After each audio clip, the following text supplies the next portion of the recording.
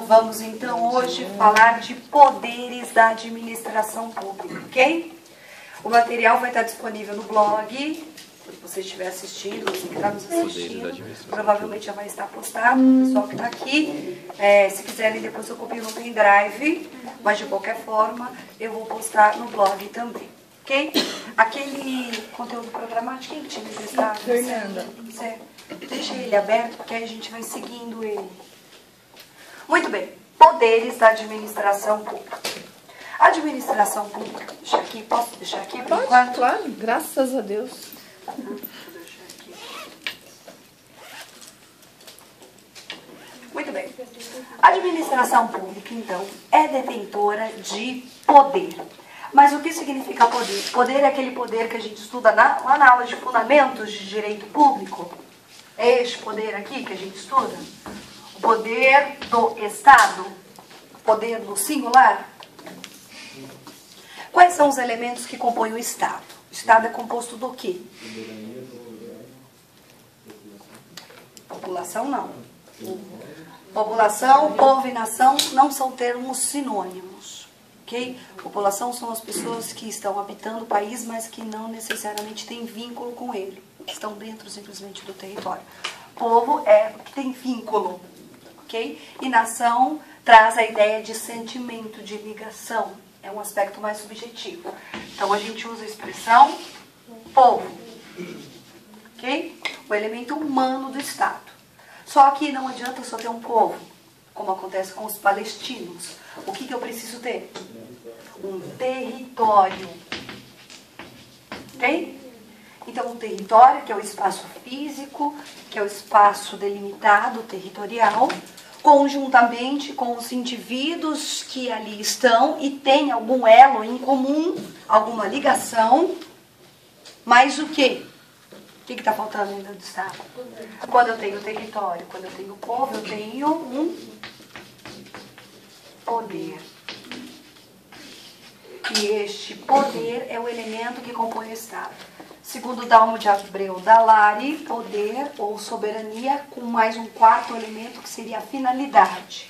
Tá? Mas vamos tirar a classificação doutrinária. Uns chamam de governo, outros chamam simplesmente de soberania. Vamos ficar com esses elementos que são mais fáceis da gente memorizar. Eu tenho um território, eu tenho um povo e eu tenho um exercício de um poder. E o que significa esse poder? Poder nada mais é aqui do que a possibilidade de submeter todos os que estejam neste território a uma vontade comum. É a submissão, porque poder obrigatoriamente remete à submissão. Submeter o outro à minha vontade, sendo que o outro reconhece e também concorda com esta regra que eu estou estabelecendo. Imagina o seguinte, na sua casa, quem tem poder? Vai falar mãe, geralmente é a mãe, né? Casa, quem manda é a mãe. Não é? Então, você manda e todos obedecem. Só que quando chega num determinado momento da vida, pode ser que esse poder comece a enfraquecer. Né? E ocorre uma revolução naquele lar. Né? Porque a mãe fala e ninguém mais obedece.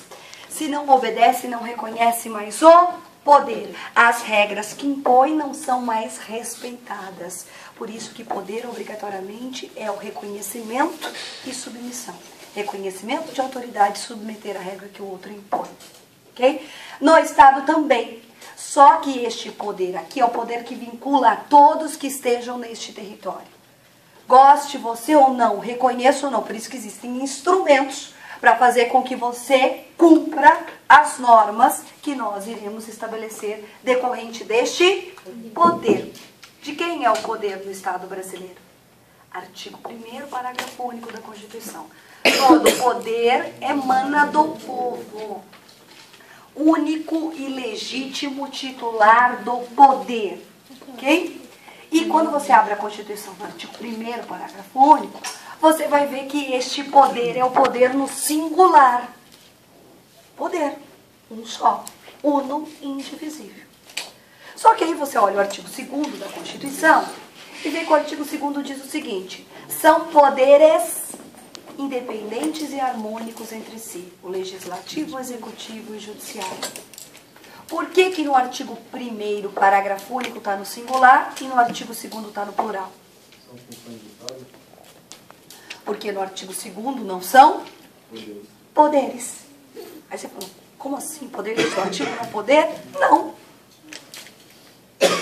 Tecnicamente está errado? Está. Por que que o poder legislativo, o poder executivo e o poder judiciário não são poderes? Porque o poder é uno e indivisível. Não seria uma incoerência? Você fala que o poder é uno e indivisível, depois você fala que tem poderes. É que a gente no direito adora utilizar a mesma expressão para designar coisas diferentes.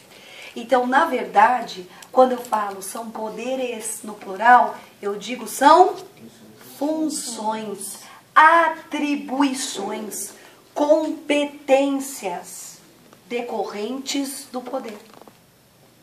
Então, melhor, mais adequado seria a gente chamar de função legislativa, função executiva e função judiciária.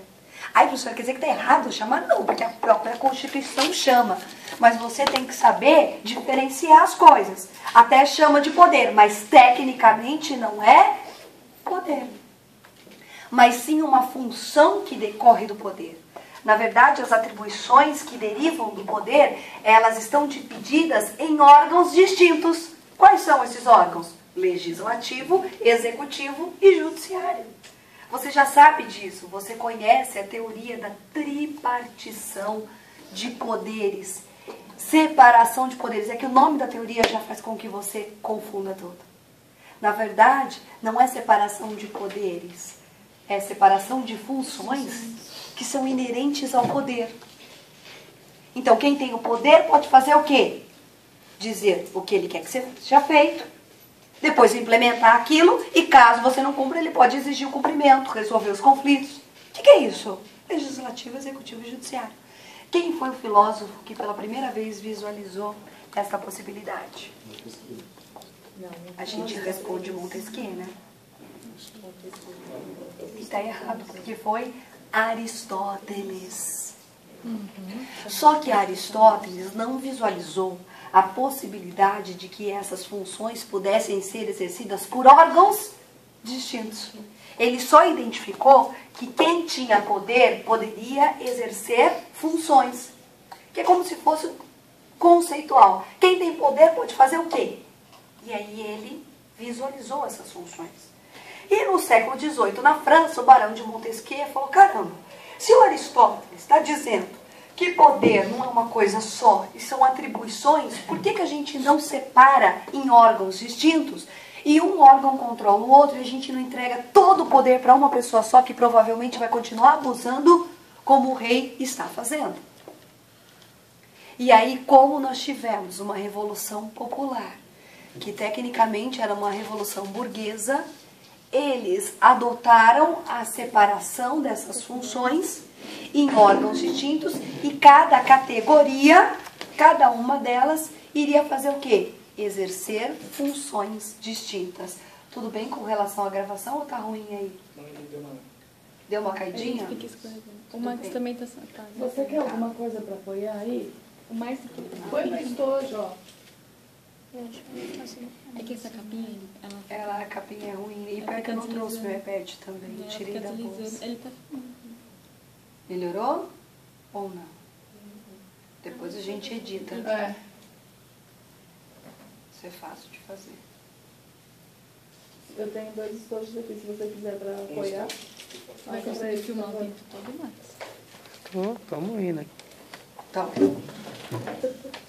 de quem foi a Revolução Francesa? A Revolução Francesa foi a revolução da burguesia, apoiada por um movimento popular, sem dúvida nenhuma, mas era uma revolução de classe. E quem seria o titular do poder se o rei não fosse mais? O povo. Só que quem representaria o povo? Que indivíduo? Que pessoa no singular? Eles falaram, gente, se a gente coloca de novo alguém sozinho, aí dá na mesma. A gente troca 6 por meia dúzia. Por que que o rei abusa e o indivíduo só não vai abusar? Até porque a gente sabe que o poder acaba revelando a verdadeira face do ser humano. Veja o Senhor dos Anéis, né? O Senhor dos Anéis revela exatamente isso. Que quando você coloca o anel e sente o que é o poder, você vira um esmigo, né? Por quê? Porque o ser vivo, ele é naturalmente seduzido pelo poder. O poder acaba revelando as verdadeiras características do ser humano.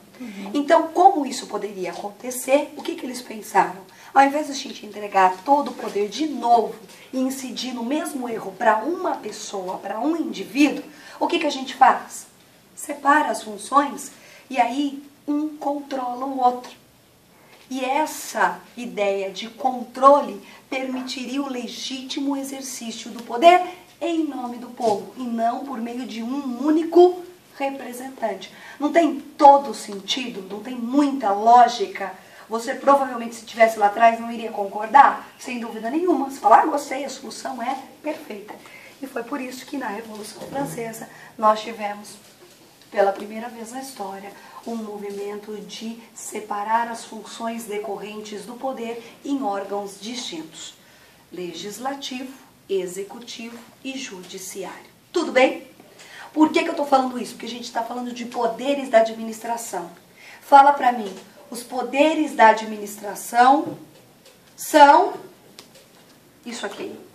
Não. O poder como elemento do Estado? Não. Então, está muito mais próximo de função que decorre do poder, atribuição decorrente do poder? Sim. Dá para entender isso agora? Fica mais claro? Então, os poderes da administração são aqueles que a administração detém para uma única finalidade. Qual é a finalidade? Atender o interesse público. Respeitar o interesse público. Então, a administração, no exercício de sua função decorrente do poder, a administração, no exercício de sua função decorrente do poder. Tudo bem? Vocês estão anotando, né? Exercício. Do poder. Perdão. Ela detém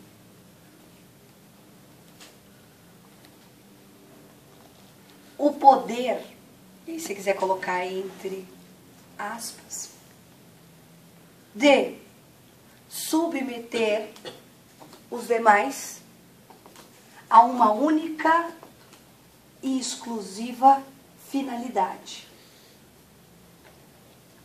A uma única e exclusiva finalidade. 2 pontos. O atendimento ao interesse público.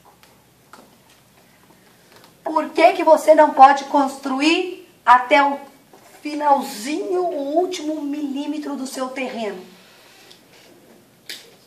Porque não é interesse público que você faz. Por quê? Porque é importante que tenha um vão de circulação, um vão de luminosidade, não só para você, para o seu vizinho também. Por que você não pode construir a uma certa altura? Porque o interesse público é que naquele local não existam prédios acima de uma determinada altura. Por que naquele bairro não pode ter bar? Porque ele é um bairro estritamente residencial e não é de interesse público que ali tenha bagunça. Então, tudo que a gente pensa que decorre desses poderes da administração pública, nada mais são do que atribuições que fazem cumprir o interesse público. Todas elas para atender o interesse público. Tudo bem? Não é difícil. Agora, este poder, ele é chamado de poder, mas não é este poder aqui como elemento do Estado, porque a vontade manifestada em decorrência dele prevalece sobre a sua. Ou seja, os poderes da administração pública fazem com que a sua vontade esteja inferiormente posicionada com relação à vontade de quem? Da administração pública. Por que a vontade da administração pública é mais forte que a sua? Porque ela busca quer atingir o interesse público. Então, é a vontade de todos prevalecendo sobre a vontade individual. É muito lógico, isso faz todo sentido. E a gente também já viu isso quando a gente falou do princípio da supremacia do interesse público sobre o particular. Então, os poderes nada mais são do que uma decorrência do princípio da supremacia do interesse público sobre o particular? Sim, uma decorrência do princípio que nós já estudamos. Por isso que quando a gente fala que a gente está num regime de direito público, o interesse público prevalece sobre o interesse particular. Tudo bem com relação a isso? Então, todas essas atribuições que a administração pública detém, tecnicamente não é poder, artigo 1º, parágrafo único da Constituição, elemento do Estado. Mas é uma atribuição que decorre do poder que é próprio do Estado, de submeter a todos a uma vontade comum. No caso, é a vontade interesse público, interesse coletivo. Muito bem. Agora, ao mesmo tempo que eu tenho um poder, eu tenho um dever. Então, eu posso fazer a minha vontade prevalecer sobre a sua, mas eu tenho deveres. E é a mesma coisa que a gente estudou quando falamos de regime jurídico de direito público. Se eu tenho uma supremacia de interesse, para evitar abuso, o que eu tenho? A compensação. Você deve fazer o quê? Respeitar, buscar esse interesse que é indisponível. Lembra? Esses princípios são fundamentais em direito público. Direito administrativo, direito tributário, direito constitucional. Isso você tem que saber que a supremacia do interesse público, ela é compensada com a indisponibilidade do interesse. Então, eu como administrador não posso abrir mão do interesse público. Eu tenho que respeitar. O problema é que você deve se perguntar assim, mas como que eu respeito o interesse público se é um ser humano que está lá exercendo atividade? Como que ele respeita? É o que ele quer que vire interesse público? Não, interesse público é o que a gente documenta, é o que a gente coloca no papel, é o que a gente coloca na lei. Então, se o administrador público deve respeito à lei, isso nada mais é do que um dever. Então, ele até pode falar que você não vai construir acima de 3 metros, mas isso tem que estar onde? Na lei. Olha que lógico. Olha aqui. Como faz todo o sentido. O poder, ele é compensado pelo dever. Entendemos isso? Tranquilo essa informação? Então, poderes são atribuições que permitem que o interesse público seja respeitado ou, em outras palavras, seja atendido. A gente chama exatamente por essa razão de poderes instrumentais. Por que poderes instrumentais? Porque são instrumentos, medidas que possibilitam, que viabilizam o interesse público. É por meio dele que o interesse público se manifesta. Tudo bem?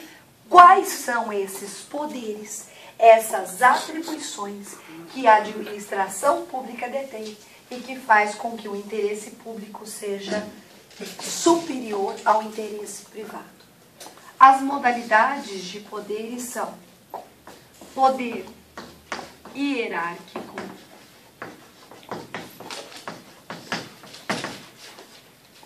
poder, vou colocar na, eu ia dar outra ordem, mas eu vou colocar assim, aqui está assim, poder disciplinar.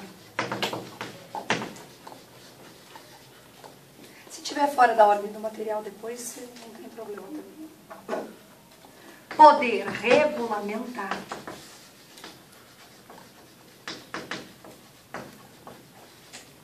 Poder discricionário.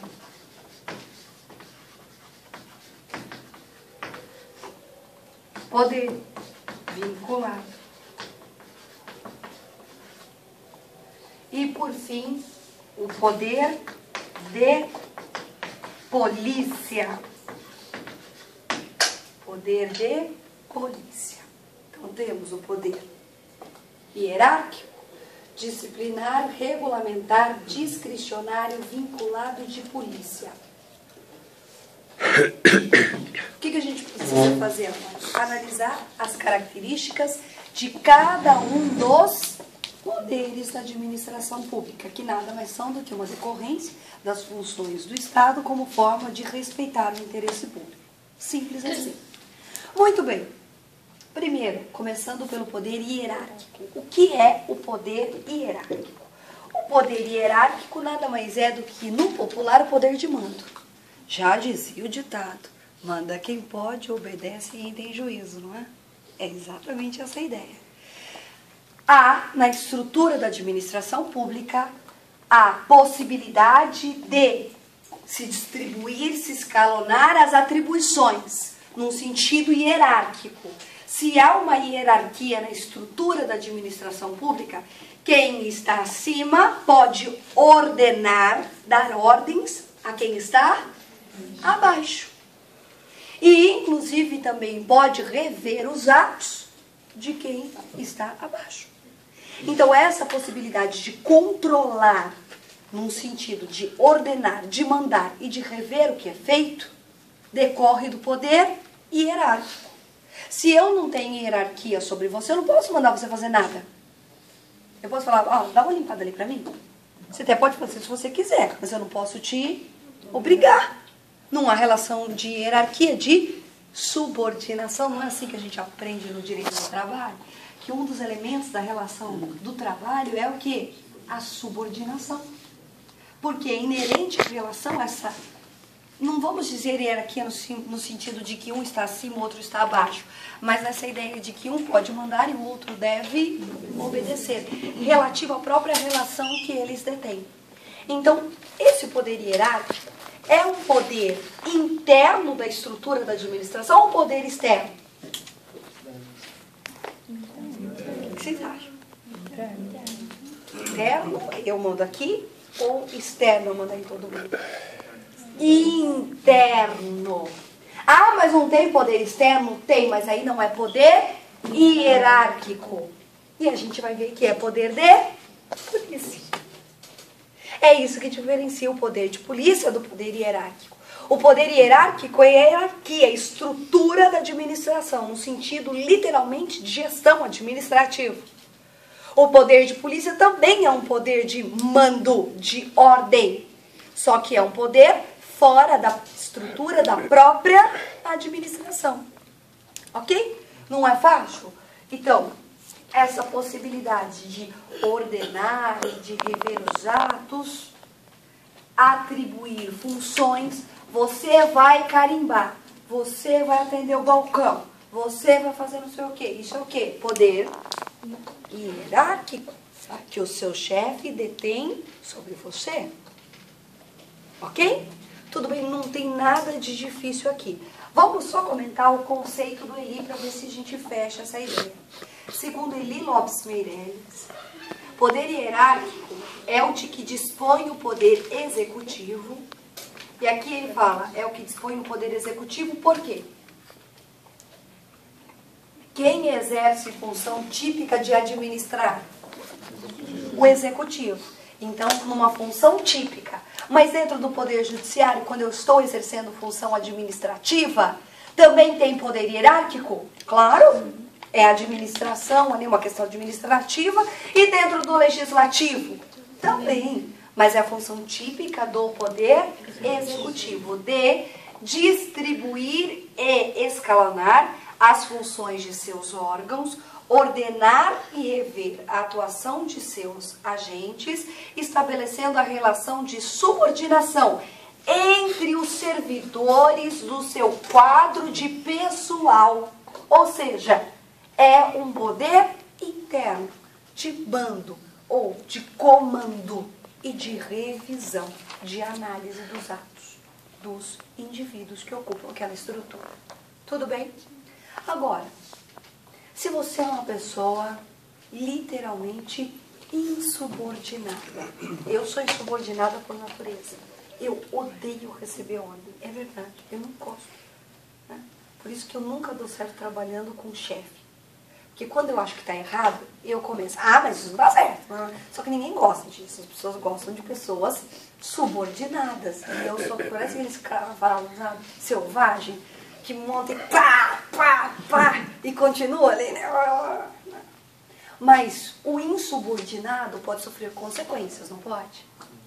Então falou assim, tudo bem, você não vai obedecer, mas aí depois você vai colher as consequências da sua desobediência, da sua insubordinação, da violação à ordem que você recebeu, que decorre do poder hierárquico. O que pode acontecer com você? Você pode ser punido? Sim, essa punição é o que a gente chama de poder disciplinar. Ai, que fácil, gente. Fala sério. Super tranquilo isso. Você chega em casa e fala assim, não fala? Filho, vai tomar banho. Vai escovar os dentes? Vai escovar os dentes. É o porco. Tadinho. Eu tinha 17 anos. Fala, meu lindo, né? Por favor, você poderia escovar o dente? Professora, se for assim, ele não vai, tem que ser na cacetada. Aí ele fala assim, já tô aí, já vou. E lá, joguei. Tô falando, moleque, pra você tomar banho, né? Escovar o dente, fazer lição, né? Ou qualquer outra coisa parecida. Se ele não faz, o que pode acontecer? Depende. Toma uns pedalos, né? Pode tomar uns pedalinhos, pode sofrer uma represália. Também não vai na festa final de semana, né? Pode cortar mesada, balada, pode cortar balada, sei lá o que, né? Alguma coisa você vai fazer para discipliná-lo. Porque assim, não adianta, a gente sabe que as pessoas não cumprem as ordens se elas não sentem que se descumpri-las haverá uma sanção. Vou fazer ele ouvir isso aí. Ele tem simplesmente aqui um caráter literalmente educativo. Agora, também tem o viés punitivo, que se você fez, você tem que ter a retribuição pelo ato contrário, óbvio, também. Mas tem sim, sem dúvida, um caráter educativo. Porque falar que as pessoas não fazem porque elas literalmente acreditam que aquilo é certo, não é muito verdade. As pessoas muito mais são intimidadas pelas punições que vão decorrer do ato dela, do que tecnicamente por ter consciência dele. Tudo bem? Fácil, alguma dificuldade com relação a isso? Agora, o poder disciplinar, ele então é o poder de impor penalidades, punições àqueles que desrespeitarem as ordens de seus superiores. Fala para mim, quais são essas possibilidades de punição? Você sabe? Primeira possibilidade, você pode ser puxão de orelha, como que é? Na escola. Como que era na escola? Advertência. Eles não esquecem nunca mais. A primeira possibilidade é advertência. E é assim na estrutura da administração também. Agora, lá na escola, quando você era advertido e mesmo assim você continuava fazendo as coisas erradas, você era suspenso. Qual que é a segunda penalidade? Possivelmente. Advertência para depois da suspensão. Então, mas aí na estrutura da administração é um pouquinho diferente. Não obrigatoriamente você tem que ser advertido para depois suspenso. Mas eu acho que na escola também era assim. Porque dependendo da gravidade do que você fez, você não é advertido, não. Já suspendeu direto, né, não? Eu não era assim. Com relação a isso, era muito. Eu era muito disciplinada. Tomei uma advertência na minha vida. Eu tomei uma porque eu corri na hora do intervalo, que eu queria pegar a fila da cantina. E aí eu tropecei, todo mundo caiu em cima de mim, aí foi uma muvuca, e aí todo mundo foi advertido. Foi uma advertência coletiva. Nossa Senhora, e para levar para minha mãe o medo, né? Ai, meu Deus, eu fui divertida, né? Aí depois você é suspenso. Suspenso eu nunca fui. Ai, meu Deus. Isso é coisa de menino, né, meninos? Né? Os meninos dificilmente falam que nunca foram suspensos da escola, né? E ainda ficavam felizes. Eu acho isso aqui é punição, não? É um bônus, né? Muito bem. E aí você é suspenso. A suspensão é que você fique fora do ambiente por algum período, por alguns dias, né? Na estrutura da administração pública em âmbito federal, você pode ser suspenso como servidor público até 90 dias, ok? Até 90 dias. Qual que é a coisa ruim de ser suspenso? Porque na escola era ótimo, né? Deu dinheiro. A escola era bom porque você ia pra escola, ficava em casa, aquela coisa toda. Por que é ruim na estrutura da administração pública? Porque se você não está trabalhando, você não está ganhando. Então agora é um pouquinho diferente, você não gosta de suspenso não, né? Porque você vai deixar de ter salário enquanto não estiver trabalhando. Então não é bom, ok? E na escola, se você fizesse um negócio muito, mas muito, muito grave mesmo, você era expulso, ok? Como que chama a expulsão do serviço público? Demissão. Por que não é exoneração? Porque exoneração é pedir para se desligar. Eu quero mudar de escola. Então eu quero sair daqui para outra. Isso seria tecnicamente a exoneração. Não quero mais estar aqui. Agora, como punição, nós temos a demissão. Não é exoneração. Sim. O que é exoneração ad ofício? O que é exoneração ad ofício? É a exoneração feita em duas hipóteses.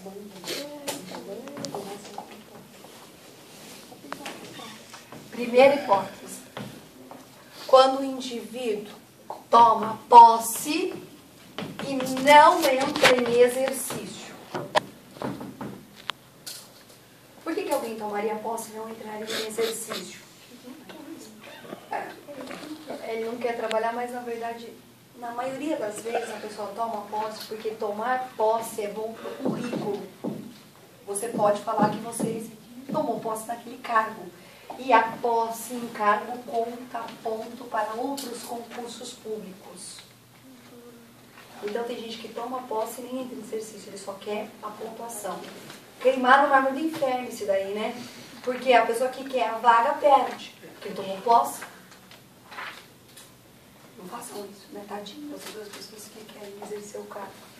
Segunda possibilidade, ele é reprovado no estágio probatório. Essas são as duas formas únicas e exclusivas de exoneração sem que a pessoa peça. Ok? Tomou posse, não entrou em exercício, ou foi reprovado no estágio probatório. Salvo essas duas situações, o que vai acontecer? Vai ter que ter todo um processo administrativo e para tirar a pessoa tem que ter uma causa justa, porque ele já goza de estabilidade, e aí não vai exonerá-lo, vai demiti-lo. Agora, uma outra possibilidade de exoneração é quando o servidor não tem estabilidade, que é para os cargos em comissão e as funções de confiança. Mas aí é porque o cargo é de livre exoneração. E por que não é demissão? Porque não há uma causa, você não precisa justificar por que está tirando o secretário de Segurança Pública do cargo. Simplesmente agradece pelos serviços prestados e entrega o cargo que eu não quero mais você. Esses são os de livre nomeação e exoneração, previstos no artigo 37, inciso 5 da Constituição Federal, mas esse a gente estuda no próximo semestre. Tudo bem? São de livre nomeação. Porque, tecnicamente, nomeação, provimento, investidura e posse são termos distintos. Só que as pessoas usam um sinônimo. Nomeação, provimento, investidura, tudo é uma coisa, né? Posse, não é. São atos distintos. E aí, quando a gente estuda agentes, a gente estuda as diferenças com relação a essa terminologia. Tudo bem? Fácil, então? Então, o poder disciplinar pode gerar uma advertência, uma suspensão ou uma demissão. Não é difícil de você lembrar isso também, porque você lembra do período da escola.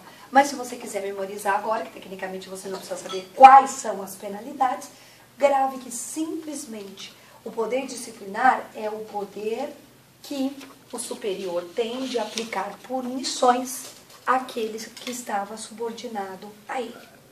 Tudo bem? Fácil? Então, eu digo para vocês assim, gente, eu vou corrigir a prova de vocês. E a prova de vocês vai ter o seguinte critério. Eu vou corrigir português, eu vou corrigir coerência, eu vou corrigir conteúdo, eu vou corrigir... estabeleço 5 critérios para a correção da prova. Isso é poder hierárquico ou é poder disciplinar? De novo. Eu vou falar assim, ó. Eu vou corrigir a prova de vocês. E os critérios da correção serão coerência, gramática, domínio da matéria, raciocínio lógico. Estabeleço lá os critérios. Isso decorreria do poder hierárquico ou do poder disciplinar? Hierárquico, porque eu estou estabelecendo o que deve ser feito, o que deve ser seguido. Agora, quando eu atribuo a nota, é poder o quê? Disciplinar. Poder de, entre aspas, punir caso você não cumpra com as regras. É um poder de estabelecer uma punição caso as regras não sejam cumpridas. Fica muito mais lógico, faz muito sentido. Okay? É claro que é só uma analogia para que vocês gravem, não tem nada a ver. Tá? Poder hierárquico e disciplinar. É só para vocês terem uma ideia. Muito bem, então a gente não pode confundir os dois. Agora, fala para mim. Nós viemos aqui, aqueles que vieram para cá com um veículo próprio, moto, skate, bicicleta, carro ou qualquer outro similar, teve que respeitar algumas regras até chegar aqui? Sim. Opa! Né? Opa! Se não respeita, pode ser punido? Sim. Pode? Então é poder hierárquico e poder disciplinar? É? Não. Regulamentar. Por quê? Não é poder nem hierárquico, nem disciplinar. Porque não é dentro da estrutura da administração pública. Nós veremos que isso é poder de polícia. Tá vendo como não dá para confundir? Quando é uma relação, entre aspas, de trabalho, é hierárquico e disciplinar. Quando é uma relação externa, extra, social, aí é poder de polícia. Não dá para errar, gente. Grava assim, para não confundir, porque é muito comum confundir os dois institutos. Muito bem. Deixa eu ver se tem alguma coisa aqui mais importante. Acho que aqui... quando eu falar de poder discricionário, peçam para eu explicar se no poder disciplinar há discricionariedade ou não, tá? Deixa anotado aí, quando eu chegar aqui para não esquecer, que aí eu fecho essa ideia, porque eu não vou falar isso agora, porque a gente ainda não sabe o que é poder discricionário. Deixa anotado aí esta observação. Agora a gente vai para um dos mais difíceis, poder normativo regulamentar. Poder normativo regulamentar. Professora, a senhora só escreveu regulamentar, né? Porque são sinônimos, mas a doutrina chama às vezes de normativo, às vezes de regulamentar, ou realmente traz as duas expressões. Muito bem. Poder normativo ou regulamentar.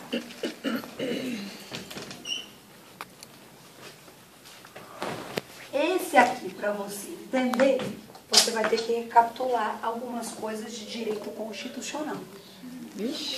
Que é importante e bom, porque a gente também revisa e correlaciona as duas coisas. Porque o direito a gente só separa para fins de estudo. Porque, na verdade, o direito é uma coisa só. É o sistema normativo como um todo. Tudo bem? Então, vamos lá. Fala para mim. Como funcionam, então, as funções que decorrem do poder? As funções que são legislativa, executiva e judicial. O que o legislativo faz? Ele não estabelece o que deve ser seguido, ele estabelece a norma. Ok? Ele estabelece a regra em abstrato. Muito bem. Só que os atos que o legislativo pratica, eles são atos abstratos, ok? É a lei.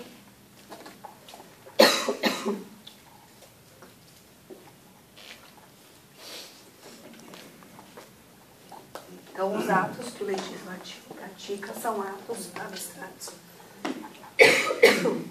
Eu precisava da minha pastinha. Tadinha. Pega. O Matheus Quem? está filmando também. O Kim já está indo, socorro. O giz de ontem estava melhor, porque estava molhado, não estava tirando Vocês foto. cuspiram no de ontem, então tá bom.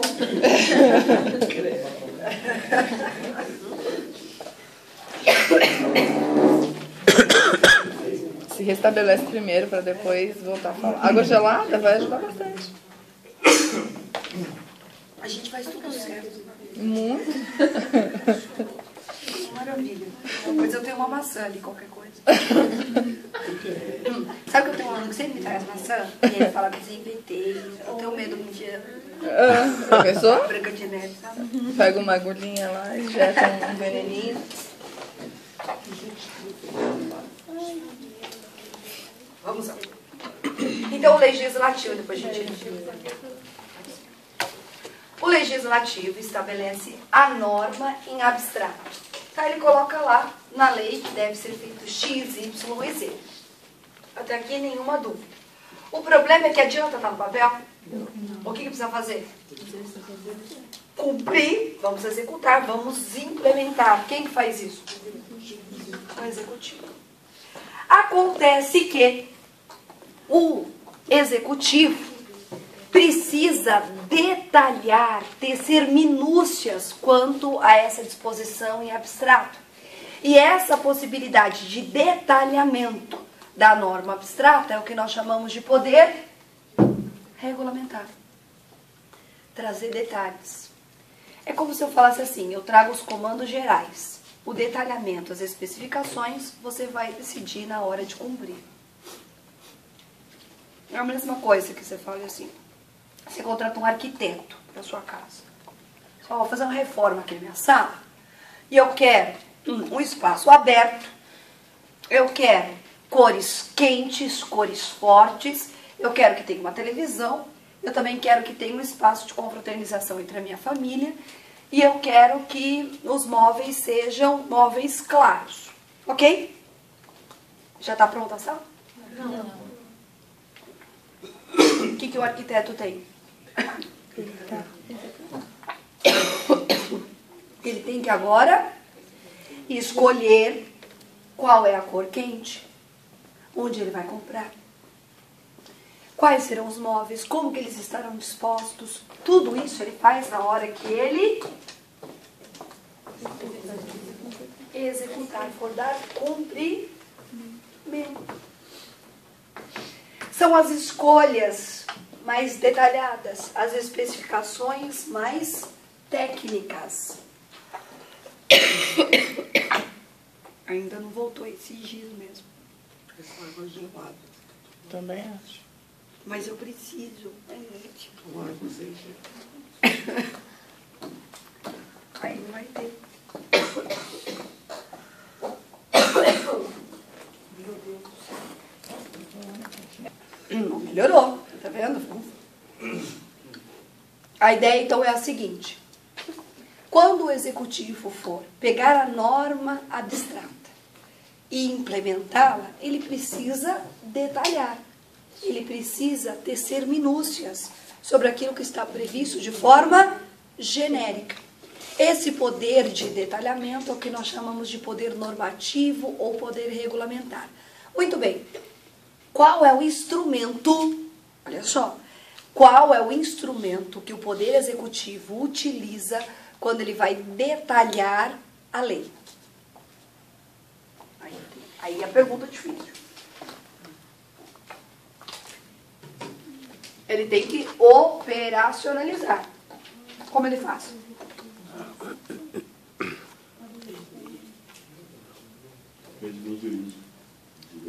Não, mas como que ele materializa isso? Como que é o documento que ele detalha? Onde que ele escreve detalhamento? Não, é o executivo. A lei já está pronta. O executivo vai dar cumprimento à lei. Ele tem que detalhar.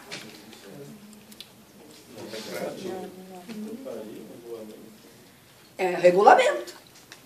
Ah, por isso que é poder regulamentar, professora? Que ele vai fazer por meio de um regulamento? Sim. Só que o regulamento é o conteúdo, é o detalhamento. Agora, qual é a forma que eu utilizo para fazer isso? Qual que é o instrumento? Não é lei, não é portaria, é o decreto. E o decreto é o ato privativo do chefe do Poder Executivo. É por meio do decreto que o chefe do Poder Executivo, seja presidente, seja governador ou seja o prefeito, ele detalha, ele tece minúcias, ele inclusive permite o cumprimento e a implementação de uma lei extremamente abstrata. Tá jogando a pinga. É, pinga. Ah, água. Mas porque não avisou a Xinda ele pegar uma dosezinha, viu isso? Ia ajudar mais. Muito obrigada, muito. Se precisar, tem mais aqui. Ó, trouxe 10, quem sabe faz mais um pouco. Ah, muito obrigada. Não, mas essa daqui é forte. Eu tenho preto. Muito bem. Então, veja, Isso é muito. o executivo, ele estabelece a norma em detalhamento por meio de um decreto. Já viram o decreto? Já tomaram contato com o decreto? Tem que olhar o decreto, porque no decreto vai estar lá o decreto e depois exatamente o regulamento. O regulamento, então, nada mais é do que o conteúdo de um decreto. Então, o decreto é forma, regulamento é conteúdo. Simples assim. Decreto é forma, regulamento é conteúdo. Deixa eu achar rapidinho aqui um decreto para vocês. Vou abrir aqui a pasta e vou mostrar para vocês verem como é um decreto. Eu dei esses dias uma aula de análise de decretos. Como foi? Foi no Ministério Público.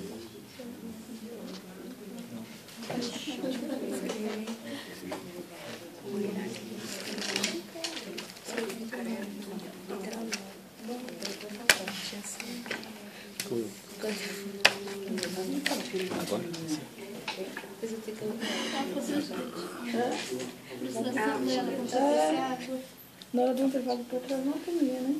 Acontece. Vamos lá, Taguá, comprar uma coisa. Ó, por exemplo, vou mostrar aqui para vocês. Trazer uma tomate com mel. Decreto 1171 de 1994.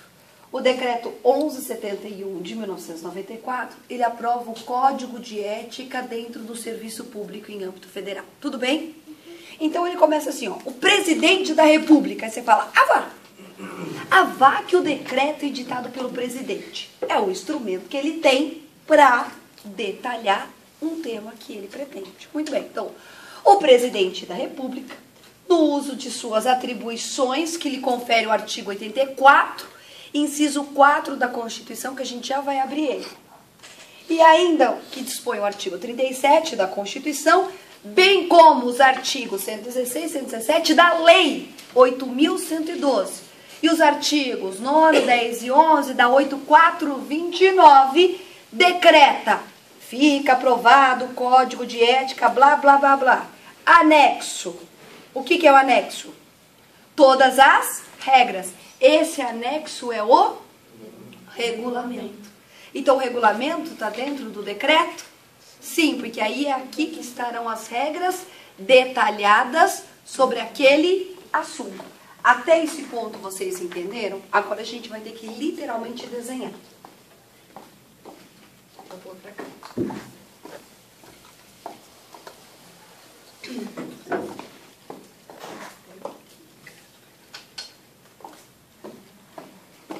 Então, nós temos o ordenamento jurídico e a Constituição. É a Constituição que estabelece as funções que decorrem do poder. O executivo, o legislativo, o judiciário, está lá previsto na Constituição. Tudo bem? A Constituição, ela permite que o poder legislativo edite a lei. Consulta aí, artigo 61 da Constituição. Combinado com o artigo 48.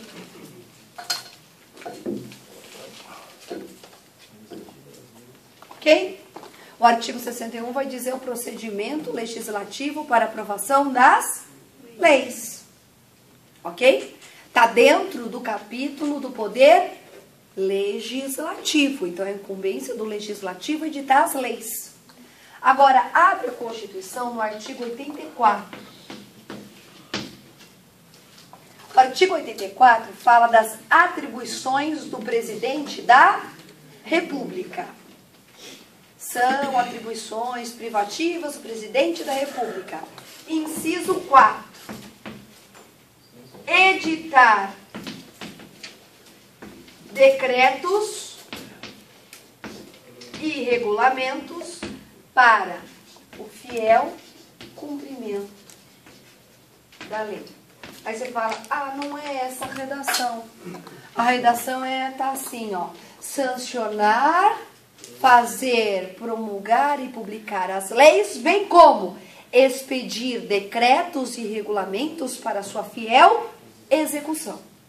É assim que tá, professor. Então tá errado? Não, gente, é só você pensar o seguinte. O legislativo, ele não aprova a lei. Depois de aprovar, tem que fazer o quê? Se é lei, sancionar. Então, passa pela sanção, eles colocaram tudo no mesmo dispositivo. Sancionou, concordou, promulga, que atesta a validade e manda para publicação. Publicou, já está valendo. Tudo bem? Depois que está valendo, está vinculando nós e a própria administração pública, que tem que cumprir a lei, Estado de Direito. Muito bem. Agora, eu, como administrador público, como chefe do Poder Executivo, vou detalhar esta lei. Qual é o instrumento que eu tenho para detalhar? O decreto. Quem disse isso? O artigo 84, inciso 4 da Constituição Federal. Então, o que é o decreto? O decreto é um instrumento que o chefe do Executivo detém para fins de detalhamento, regulamentação de assuntos previstos onde? Fala para mim. Ele está detalhando o quê? Não é a lei?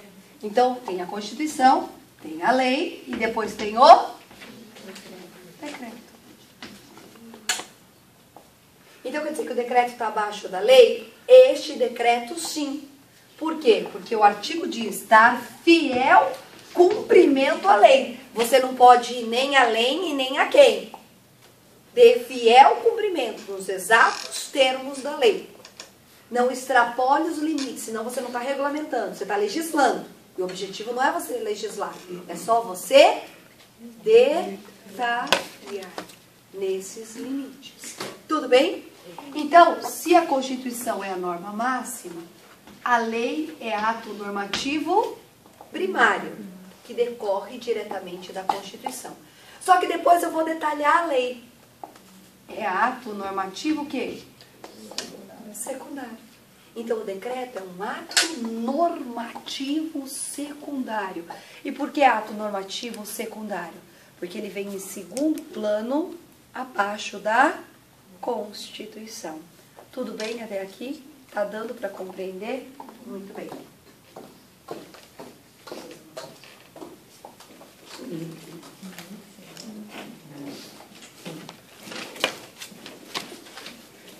É de ladinho. Não foi? Todo mundo olhou pra sua cara. Muito bem. Até aqui a gente conseguiu se entender? Sim. Agora, olha o seguinte. O artigo 84, então, diz que o decreto é um instrumento que o Poder Executivo detém para fins de dar fiel cumprimento à lei. O que significa minuciar, tecer detalhes sobre o dispositivo legal. A gente não acabou de ver que o decreto 1171, em âmbito federal, detalha o quê? Que eu li para vocês. A Constituição e a lei. Ele cita lá no caso a Lei 8.112 e a Lei 8.429. Estatuto dos Servidores Públicos e Lei de Improbidade Administrativa. Então, se a Lei de Improbidade fala que tem que agir dessa forma, se a Lei 8.112 diz que o servidor tem que ser ético, vamos fazer o seguinte, vamos deixar isso muito claro, vamos fazer o quê? Um código de ética. E eles fizeram um código de ética por meio de decreto. É um código que não é lei. Por isso que código e lei não são sinônimos. Código representa a principal norma sobre aquele tema. Só que é o seguinte, se é decreto, este código de ética pode ir além do que a lei permite? Ele pode trazer coisas novas ou ele só pode ir a fundo, detalhar? Detalhar. Tudo bem? Então, esse detalhamento é feito por meio do decreto, no exercício do poder regulamentar ou normativo. Ele sempre detalha uma lei. Por isso que ele chama decreto regulamentar. Ou simplesmente decreto, ou também alguns chamam de decreto executivo. Até aqui vocês entenderam? Só que agora eu vou complicar. Vai dar nó igual ontem? Hã? Vai dar nó igual ontem? Acho que não. Espero que não. O que deu nó? Ah, Ontem deu nó. Né? Olha só. Abre a Constituição aí, no artigo 84, inciso 6. Eu acabei de falar que aqui é o inciso 4. Agora a gente vai abrir no inciso 6. O que o inciso 6 diz? Dispor mediante decreto. Aí tem duas alíneas, A e B, não é?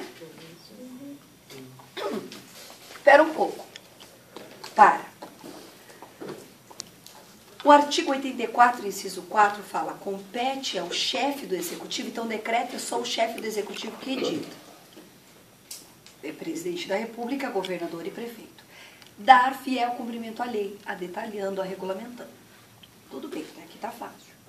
Agora, o inciso 6 fala: compete ao presidente da República, mediante decreto.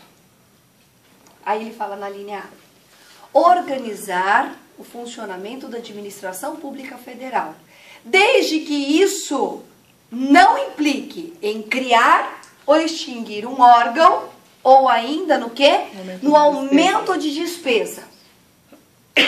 E a linha B: ele também pode, mediante decreto, extinguir um cargo público quando ele estiver vago. Tá? Muito bem. O que tem em comum, isso que eu quero que você identifique, nesses dois dispositivos? Qual é o impacto da linha A e da linha B aos cofres públicos? Nenhum? Zero. Nada. Por quê? Porque eu estou extinguindo um cargo vago. Quanto isso custa? Nada. Está vago? É só extinguir, é só formalizar. É só como se estivesse fechando. Muito bem. Quanto custa organizar a administração federal? Aqui não pode custar nada, porque ele está falando: esta organização, esta faxina não custa nada. Essa que você faz por meio de decreto. Se você quiser fazer outra que vai custar, aí não pode ser por decreto. Dá para entender que essas duas hipóteses não têm impacto financeiro, não têm impacto aos cofres públicos? Professor, e daí? O que isso tem a ver? Tem a ver o seguinte: a doutrina diz: esse decreto é diferente. Porque esse decreto é uma ordem que a Constituição está dando diretamente ao chefe do executivo. Gente, não precisa mandar projeto de lei para extinguir cargo vago. Extingue direto. Gente, não precisa fazer lei para só fazer faxina se não vai ter gasto. Faz direto. Esse dispositivo, ele vem para consagrar o princípio da eficiência. Imagina movimentar toda a máquina para extinguir um cargo vago. Para quê? Não tem impacto financeiro, não precisa do legislativo. É uma questão pura, meramente administrativa. Isso. Dá para entender isso? Agora, por que isso é muito importante? Eu estou tentando explicar isso devagar para você. Porque eu não acabei de explicar que um decreto, ele tem que obrigatoriamente ter uma lei para poder detalhá-la? Nessas hipóteses, existe lei? Não. Então, esse decreto é igual